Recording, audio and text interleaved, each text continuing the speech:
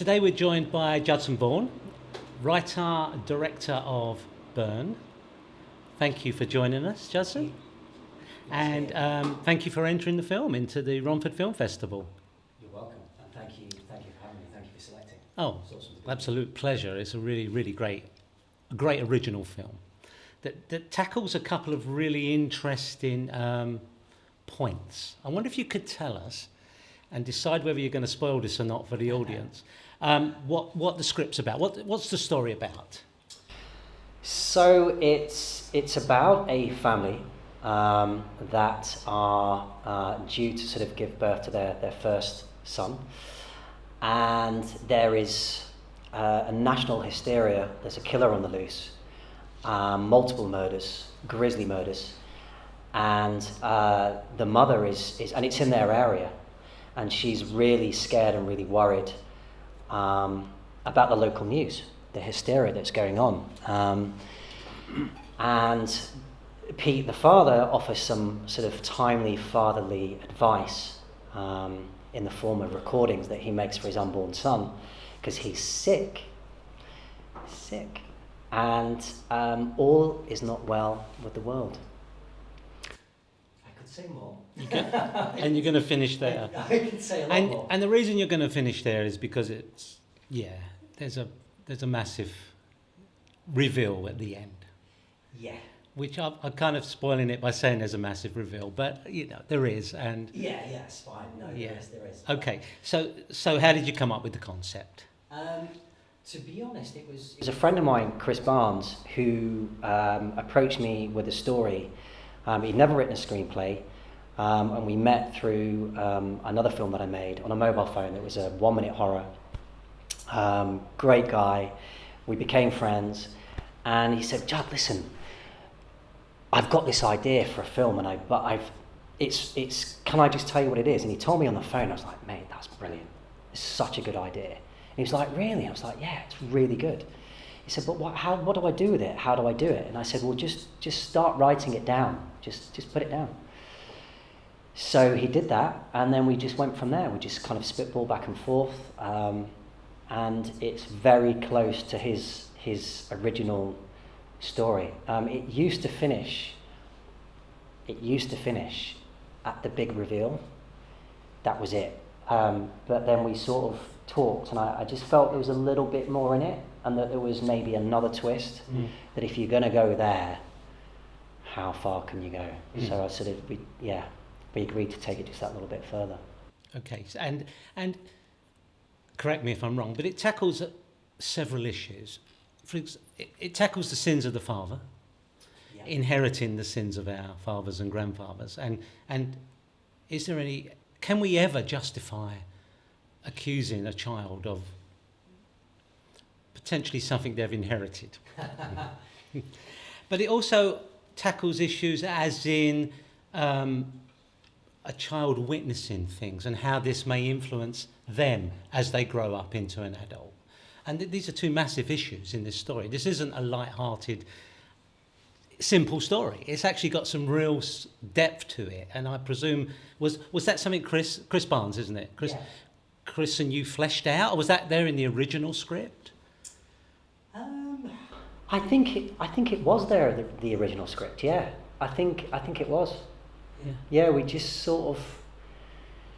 Yeah, no, it was. Beyond the point of the review that I talked about, we just decided to take it.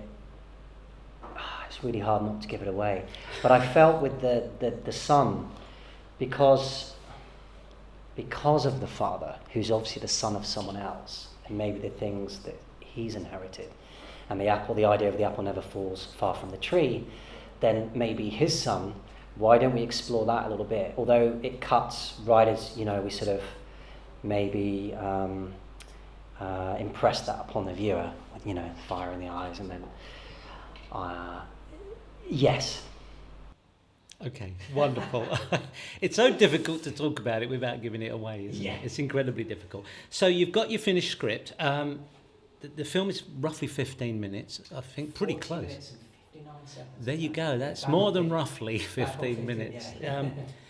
Was it 15 minutes when you had your final draft before you had started shooting, the actual script? Was it 15 or was it like, did you cut a lot of stuff out when you came to the shoot? Was it longer than 15? I'm trying to think because it's 3 and a bit years ago now. No, it wasn't. No, it was always pretty much 15. I aimed for 15. Just because the film I made before that was 24 minutes, Soulbreaker. And I just felt that maybe was a little bit elongated. Having spoken to people as well and feedback and stuff, I wanted to make something a little bit more with a punch, a little bit shorter.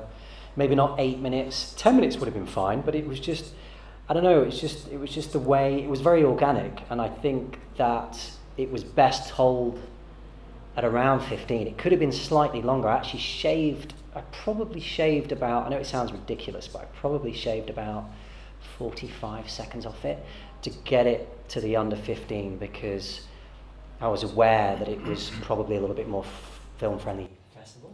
You're talking about you've got all your shots and now we're in the edit. Yeah. Yeah. So you're quite determined this is going to be sub 15. Yeah. For festival submissions. Yeah. Okay. So let's go just back a step. You got your great script here, and you've decided you're going to make it. We got 2 issues. We now got funding issues, and then we're going to go on to casting. If you could very briefly talk about both of those for any aspiring filmmakers out there. I was really lucky with Byrne, or we were really fortunate with Byrne. Chris basically approached me and said, "Look, I've got this idea." We didn't mention money at that point or where we were going to get the money. But at the point that I think that I said, this is really good, we should make it, he said, what about if I got you the money to make it?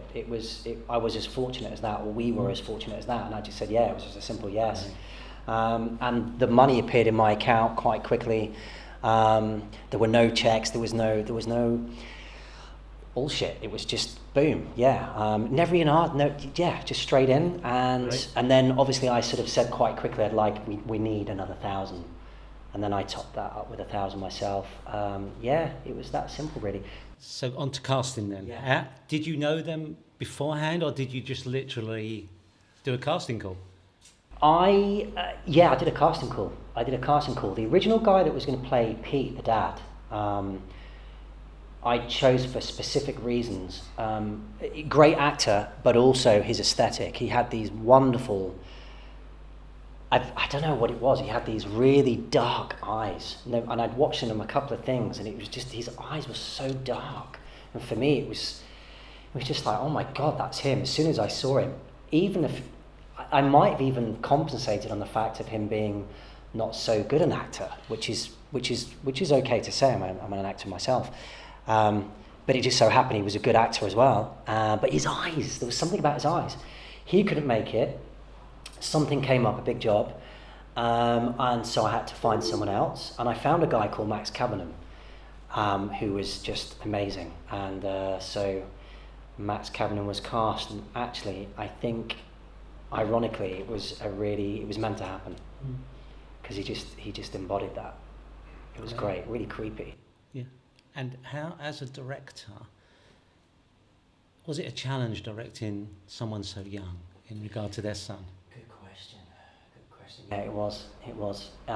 At times it was surprisingly easy and just so right, but at other times it was kind of, when we would break in a scene, he was more interested in, playing on the camera. He was hanging off the camera. He was just like playing with the lens. What does this do? Yeah. But every now and again, he would say, Judson, in a really intense moment, he would say, Judson, can I have a hug? You were just like, yeah, of course can I have a hug. Did he? Just the lines right. But he did. He absolutely nailed it. But when you get him talking to his mum at the very end, what's the inspiration to get the look on his face? Because I can't believe for 1 second, I would believe you if you said it, but I don't think you're going to say it, that he had any knowledge of the content that the audience is going to be aware of.